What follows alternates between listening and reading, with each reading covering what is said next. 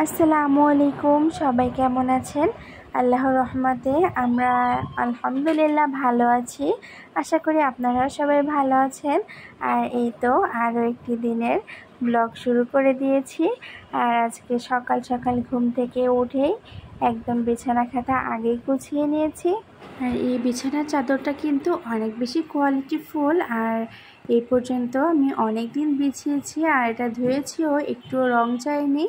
আর এটা আমি নিয়েছি এই পেজটা থেকে, সালমা ড্রেস কালেকশন। এই পেজে আপনারা এই ধরনের আরও অনেক সুন্দর সুন্দর বিছানার চাদর, 3 পিস এগুলো পেয়ে যাবেন। আর এটার সঙ্গে কিন্তু 2টা মাথার বালিশের কভার আর একটা কোল বালিশের কভারও পেয়ে যাবেন। চাইলে আপনারা এখান থেকে অর্ডার করে নিতে পারেন। প্রতিদিন এগুলো করতে করতে কিন্তু আমার অনেক দেরি হয়ে যায়, তাই ভাবলাম আজকে আগে করে ফেলি, তারপর রান্না বাড়ার কাজগুলো পরে সেরে নেব। আর এই যে দেখুন, এটা যেহেতু শুক্রবারের একটা ভিডিও ছিল, তো আমার মেয়েরা তাড়াতাড়ি সবাই গোসল সেরে নিয়ে তারপর রেডি হয়ে নিয়েছে। নিজেরাই কিন্তু সাজুগুজু করেছে মাশাআল্লাহ। আর এই যে ওরা কিন্তু অনেক বেশি খুশি ছিল।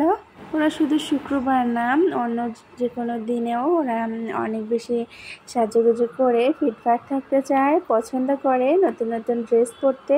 আর বিশেষ করে পার্টি ড্রেসগুলো ওরা বেশি পরে। সব বাচ্চারা এগুলো পছন্দ করে কিনা জানি না, তবে আমার মেয়েরা কিন্তু পার্টি ড্রেস বা একটু আলো ঝলমলে ঝিকিমিকি গর্জিয়াস ড্রেসগুলো পরতে ওরা অনেক বেশি পছন্দ করে।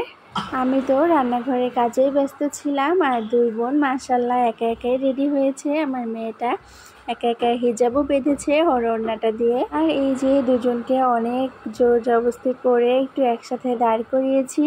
তারা তো একসাথে থাকতেই চায় না, সব সময় ঝগড়াঝাটি লেগেই থাকে। তারপর আবার মাঝে মধ্যে অনেক বেশি ভাবও থাকে দুজনের মধ্যে। আর আমার ছোট মেয়েটা তো একটু বেশি জেদি, এই কারণেই সারাক্ষণই শুধু এটা সেটা নিয়ে লাগতেই থাকে ওদের মধ্যে। আর আজকে আপনাদের সঙ্গে একটা রিকোয়েস্টের রেসিপি শেয়ার করব। আমার কচুরমুখী চিংড়ি মাছ দিয়ে রান্না করা একটা আপু এই ভিডিওটা দেখতে চেয়েছে, তাই আজকে রেসিপিটা শেয়ার করে দিচ্ছি। আর আমার ভিডিওর কোনো অংশ যদি আপনাদের কাছে ভালো লেগে থাকে তাহলে অবশ্যই আমার চ্যানেলটিকে সাবস্ক্রাইব করবেন। আমি প্রথমেই তেলের মধ্যে কিছুটা কাঁচামরিচ, পেঁয়াজ আর রসুন কুচি করে দিয়ে দিয়েছি, এগুলো দিয়ে দিয়েছি। আর তারপর একটু ভেজে নিয়ে এর মধ্যে ছোট ছোট চিংড়ি মাছ দিয়ে দিয়েছি। এই রান্নাটা কিন্তু ইলিশ মাছ দিয়ে করলেও অনেক বেশি মজার হয়, তবে ইলিশ মাছ চিংড়ি মাছ দুইটা দিয়েই অনেক বেশি ভালো লাগে খেতে। আর এই তো এদিকে আমি চিংড়ি মাছগুলোকে পেঁয়াজ মরিচের সঙ্গে একটু ভালোভাবে বেশ কিছুক্ষণ সময় নিয়ে ভেজে নিচ্ছিলাম। আর আমার এই রান্নাটা যাকেই খাইয়েছি সবাই কিন্তু আমার অনেক বেশি প্রশংসা করেছে।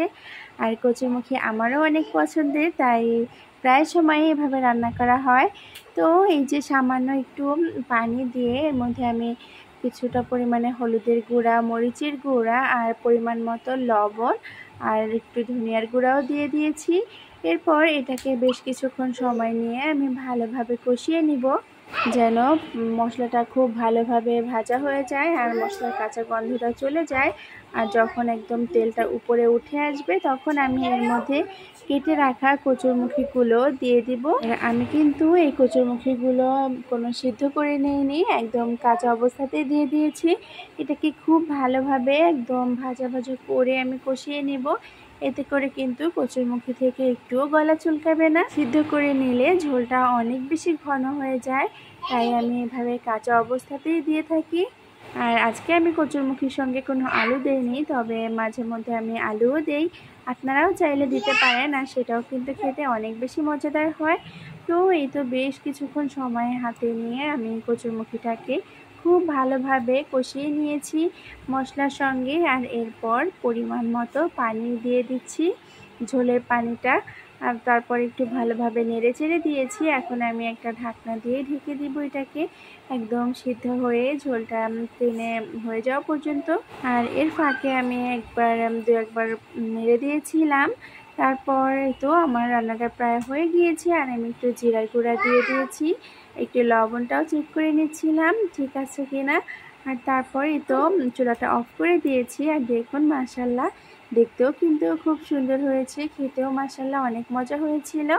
আর করলা ভাজি করে নিয়েছিলাম সবুজ সবুজ রেখেই। এই ভাজিটা খেতে আমার শ্বশুর কিন্তু অনেক বেশি পছন্দ করে।